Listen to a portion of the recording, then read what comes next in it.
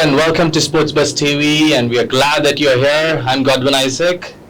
I'm John. And welcome, and we are going to talk about Nations League's previews and predictions. And the club football's over, Prem's over, Champions League's over. Now we're back to the international games, and surprisingly, we don't have a break between the Champions League and the international games. The wonderful thing, what do you think, Godwin, after all the club football has been over now and the entire world's eye moves to international football?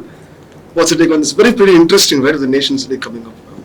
Yeah, it's been a very intriguing, wonderful season of club football across the country and across the globe, and it's been a wonderful season for pretty much many clubs.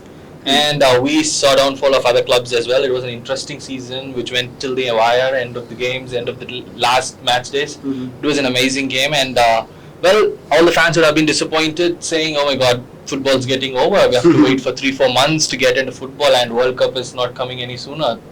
So, for all the fans, here comes Nations League. Exactly. That's one of the reasons even I feel why Nations League was introduced.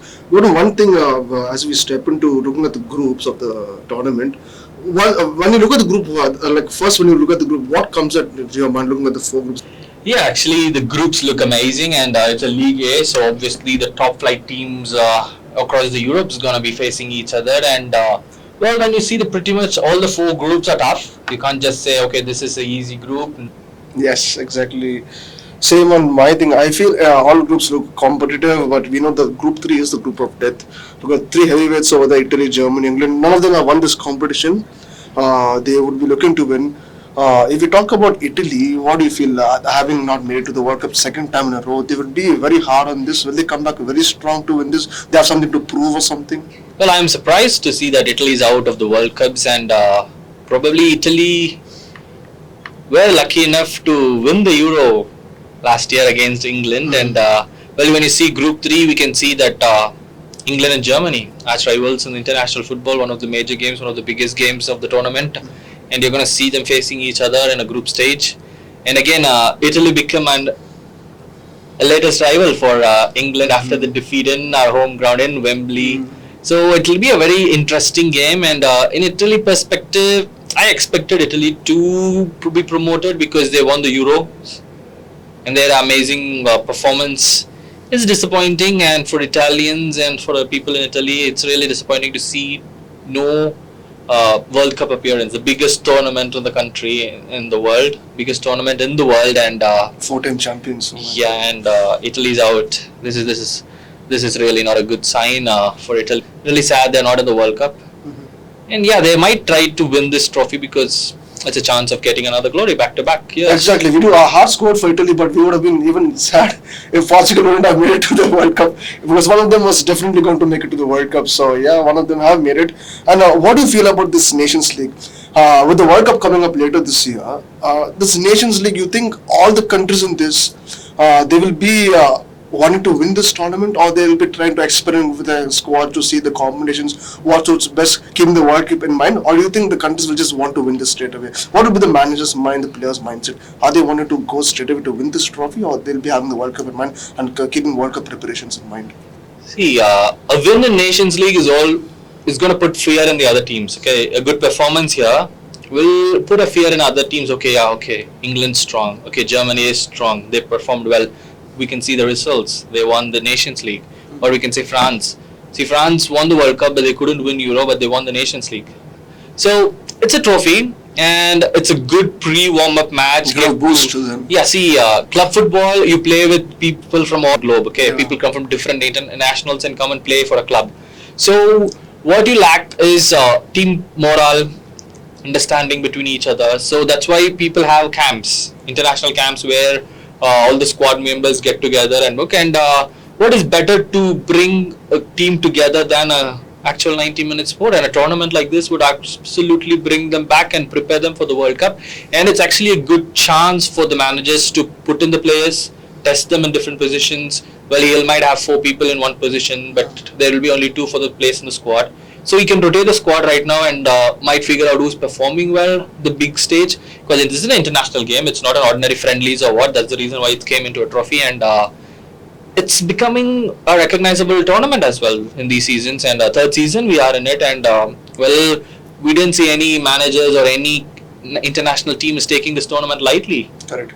No, as we know, the group topper qualifies for the semi-finals. It's really going to be tough, and especially keeping all quality countries in mind, it's really going to be tough. And I think yes, managers will want to find the good combinations, even by seeing when there are injuries occurring, what best he can bring out of his team, what best they can do for their team. So I think this is definitely a good big tournament, to put in the sort of the group stage and the knockout stage into players where they can prepare themselves for the World Cup, right? Exactly. So what do you feel about Nations League, John? Oh yeah, my thing about the Nations League is I feel it's a good tournament. See, there will be some critics saying that, why is this simply God? But then there's a purpose. What I feel is fans do enjoy international football. They wait for international football. And as you said about the gap, you were right in saying that right after club football we have international football. There's no gap there. There's no waiting for the fans there. So I feel in that way it's really good that every June this tournament comes up. Where I know the fans can wait for Nations League and to see their players in their international colours. It's a good opportunity for players, especially young players. If those players who can't make it to the Euro or can't make it to the World Cup, in such a kind of competition where there is that nervousness, there are nerves, they can at least they can perform. So I think it's a stepping stone for young players. It's a stage where managers can test out their squads, test out their strategies and potentials, and just see how things work out for them. So Nations League should be looked upon. It will eventually grow over the years. That's what I feel, and then this will become a historic tournament in the years to come. Yeah, it's a really good tournament. Well, all the managers get furious when they heard about this international break between every month, where they have to send their players out of the camp to international base, where they come back with form with injuries. So it's a big tough, and managers and people around we know there's World Cup qualifiers, we know there's Europe qualifiers, and apart from those international matches, there were international friendlies, and to avoid all these controversies, good thing FIFA and UEFA came up with this Nations League, where all the international friendlies became as UEFA Nations League games, where people get qualified to League A, B, C, D tournaments. Exactly, instead of friendlies. Yeah, so friendlies tournament kind of thing gets gets the fans the excitement, because if international friendlies, okay, no goals counted, whoever wins is not going to get points. People, or even the players, will be like, okay, it's friendlies. It's just the players used to think that as an opportunity to impress the manager, to show their talent.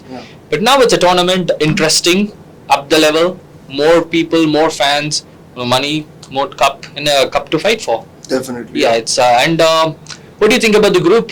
Yeah, let's have a quick talk about the groups. Talking about Group 1, we all have seen France and Denmark on many occasions. Yeah, and Croatia as well. Croatia also faced Denmark in the World Cup in the knockout stage. What do you feel? I feel it's definitely going to be an interesting, challenging group. France look form favourites here. Denmark can cause them trouble, but I'll definitely go with France making it to the playoffs. Yeah, France definitely goes up to playoffs, and Denmark had a wonderful season in the Euros. Definitely making last the season. semi-final. Yeah, they were in the semi-finals. Being under pressure with Christensen being out, Eriksen, Christian Eriksen, yeah. Sad thing, but glad he's back on field playing for Brentford. So it's going to be ending up the same way. France 1, Denmark 2, Croatia 3, and Austria 4. Or can Croatia finish second? Anyway, the 4th team was relegated to League B, but second and third are safe. So but France and Denmark have the edge over Croatia, because Croatia was a strong team in the 2018 World Cup. They came to the finals. But do you think they have the same strength? In Dalek, I don't know how he's going to do with Croatia. But I definitely feel Denmark, they have the zeal in them. The other thing to fight, I've seen it. I love the way Denmark, I don't know. They're very good. My heart goes out for them. I feel they should win something for the efforts they put, but France are wonderful football played by Denmark. Amazing performance in these recent years. Denmark having edge over Croatia, or Croatia having Denmark edge? It will be a tough game, but an interesting one as well. So we can see the young Denmark people taking on the experienced Croatia. It could pan out anyway, but I vote 60-40 to Denmark. Okay. So what do you think about Group 2? Is again an interesting group here. We have seen Spain and Switzerland play each other on occasions. 2010 World Cup, in the qualifiers and in the Euro round quarterfinals. Pretty interesting. Iberian rivals, Spain and Portugal in the same group, neighbors there. This is going to be an interesting one. It's definitely tough to choose. A young Spain side, what do you think of them making it to the Euro semi-final, Nations League final? After losing that, will they get that push? And under Luis Enrique, will they want to go out and win this? Can they do something there and also win the World Cup? That young defense, what do you think about them? Yeah, Spain had a wonderful season recent years, and they have a young set of players, and we know how dominant Spain was when they had the dream team. Well, Spain has a legacy, and I hope these youngsters get up to the mark to fulfill it. And these tournaments are shaping them, and with the new manager pushing them hard, we can see the results as well in the last 2 years. So it'll be a tough group, but Portugal has the edge over Spain, because Spain is a younger side. Spain has the pace, but Portugal has an outstanding team, and they just showed how strong they are in the recent the way they came up for the World Cup qualifiers. In spite of not qualifying, but they came back strong. If Spain gets to hold on Portugal, well, they might edge as well. Anyway, so on the first game of Group 2, which is Spain versus Portugal, on a Friday night. Wow. Yeah, it's gonna be the winner decider for Group 2. Okay. What do you think about Czech Republic with Patrick Schick being there? Remember how he haunted teams in the UEFA Euro, the long-range goal. So can Czech Republic, who was so good at the UEFA Euro when people didn't expect them to do so well, can Czech Republic cause some, between Switzerland and Czech Republic, who can get out? Switzerland has upper hand. Okay, because they have performed well. Czech has been wonderful in the Euros and in the qualifiers for Nations League as well. So that's why they are in the Group 2. And it will be a tough group as well. So when we take about all the groups, we can't say this group is easy, this group is tough, because everyone on that team has earned the spot. Okay, they have qualified, they have proved that they are worthy enough to be in the League A. So it won't be, we can't just judge the teams, but when compared to the history and the way they're playing with the players, I literally feel like Portugal has the upper hand, and Spain might trouble them. Well, I differ on your opinion there. I feel Spain, with that young defense of Eric Garcia, or even midfielders like Gavi and Pedri, I mean, they've been outstanding, facing giants like Italy, where Bonucci said that it was the toughest game of his life. So I feel, again, I told that loss is going to hurt them badly in the semi-final of the Euro, and the final. They could have defeated France. They had the lead when Oyarzabal scored the opener, and then Benzema scored the winning goal. I think Enrique might show him, he might remind them of that and push them for this. And Spain, Portugal, more in the recent times, has always ended in a draw. I think that might be they will want to avoid that. But Spain and Portugal will both want to get complete 6 points against Switzerland and Czech Republic. I'll give Spain the edge. They'll finish first, Portugal second, Switzerland third, and Czech Republic at number 4. And now let's move on to Group 3, the group of death, the toughest group. It's going to be entertaining. I don't feel anyone is going to miss these games. Yeah, no one's going to miss those games. And we have Italy, Germany, England, and Hungary. All very excellent game, and none of them can be taken alight. And no team is going to take each game as an easy one or something. It's going to be tough, but I would like to see England winning Group 3. They have the power, and they have the squad, they have the strength, they have people up the order to create problems, and they have a good defense. They just have to keep their head straight, because England was good in the 2018 World Cups. They reached semi-finals, and they were in the Nations League semi-finals, and they were again in the finals of the Euros. Who do you think will top Group 3, John? I know that Italy will have the thirst to this qualify, but Italy, England, oh my, it's actually tough. But if I have to say, I'm going to give it to Germany. I see Germany qualifying at number 1. England will finish second. Italy, I feel Italy is going to go down. The morale is going to be down. Especially not making it to the World Cup and also losing the Euro Nations League semi-final to Spain. It was at San Siro. So I feel Italy will have that kind of rebuild in them. They have to rebuild. I think Germany have come back good. Again, having lost to England, they might want to take the thing.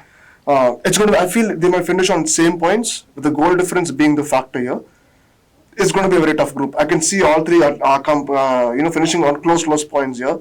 But I feel like I'll give Germany the edge, England at number 2, and Hungary will be finishing at number 4. Sorry, Hungary, you're a good side of they've been amazing in the World Cups as well as in the Euros, and it's surprising. Yeah, that's what, we can't just take any team for granted in this league. So yeah. And when we come to Group 4, we have Belgium, Netherlands, Poland, and Wales. What do you think? Who's going to top Group 4? According to me, Belgium look firm favorites. Yeah, they're absolutely firm. I'm going for a deep upset here. What I feel is Roberto Martinez. I don't know what's. I think he might follow the same philosophy. Belgium have been successful coming to at least the quarterfinals in every competition. Yeah. But here, if Netherlands is that team who have come back to form with a defense side, very good defense side. They tend to attack a lot from wide angle. So I feel I'm giving Netherlands the edge. Netherlands will qualify. Belgium will finish 2. Poland and Wales. It's going to be tough. I'm sorry with Poland, but I see Wales finishing above Poland. Poland will get. Wales had an amazing season as well. So yeah. What do you feel? Yeah, well, Netherlands had a very good comeback after that 2018 World Cup, which they failed to qualify, and it's going to be a very good encouragement. Yeah, and they bounced back well in the Euros and in the Nations League also. They were in the finals in the first Nations League. They lost to Portugal 1-0. So Belgium is a complete team, and they ranked the number 1 in FIFA. They were the best international team, so it will be a tough. Which you would, you went with Netherlands surprisingly with Belgium and the group. Yeah, Belgium has an edge. So Belgium, Netherlands both have the first game against each other. So the winner of that game has the edge over winning Group 4. So if Netherlands or Belgium, who are going to face each other, come up come up better on the 90 minutes of that day, has the more advantage of winning the Group 4 and getting into the semi-finals. Exactly. I think it's a wonderful opportunity for all the 16 countries here.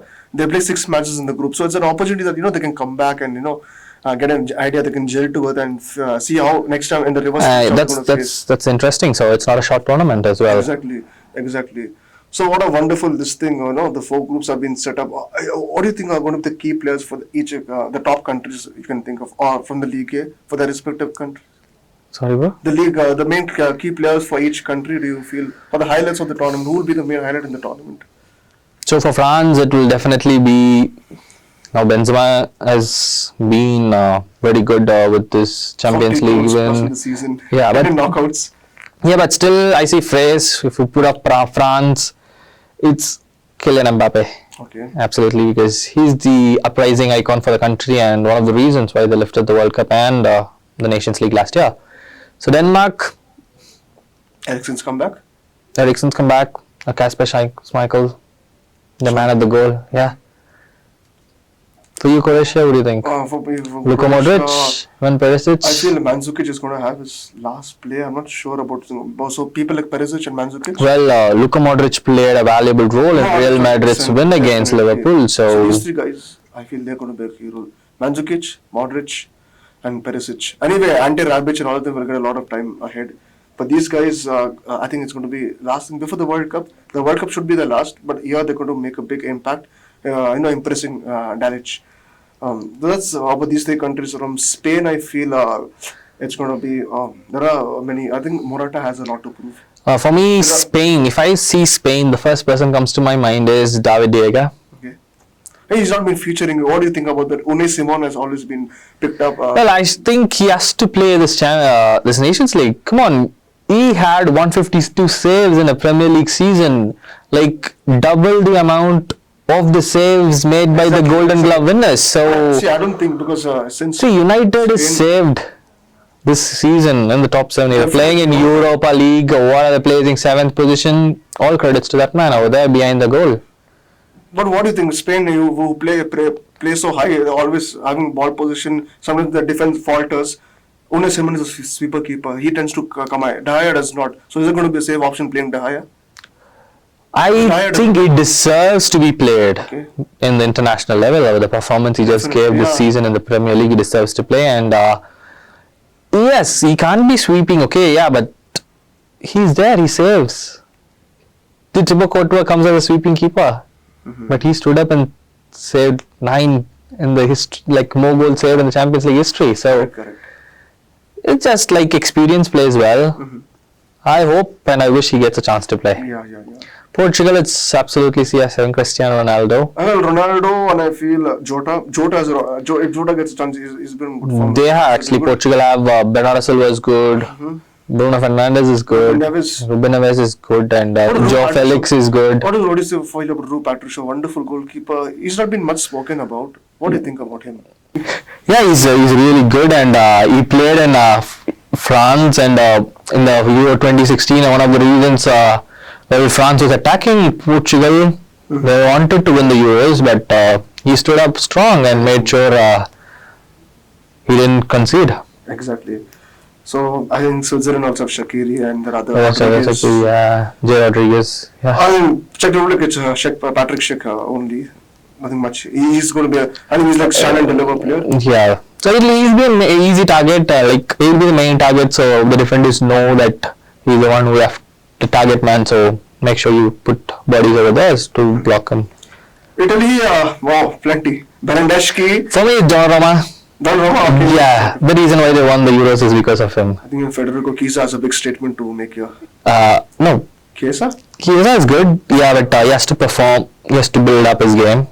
Not that much for Juventus this season. Bonucci and Chiellini. They're amazing experienced defenders, and even though they don't match up the pace with the young attacking players, they do the job brilliantly. So that's a strong. Yeah, Italy's defense is absolutely strong, which we witnessed in Euros. What about Jorginho's role in the midfield? It's going to be pivotal and good rate. Yeah, they're a complete team with experienced players as well as upcoming youngsters, and they have players who are playing for more than 4 or 5 World Cups. From Germany, what I feel is I think Hansi Flick, he should bank on Leroy Sané. I want to see. Yeah, Leroy Sané is good. Serge Gnabry. I'm Toni Kroos. Yeah, we have big goalkeeper, Manuel Neuer. Neuer has been. Yeah, amazing keeper, best keeper in the world. Yeah.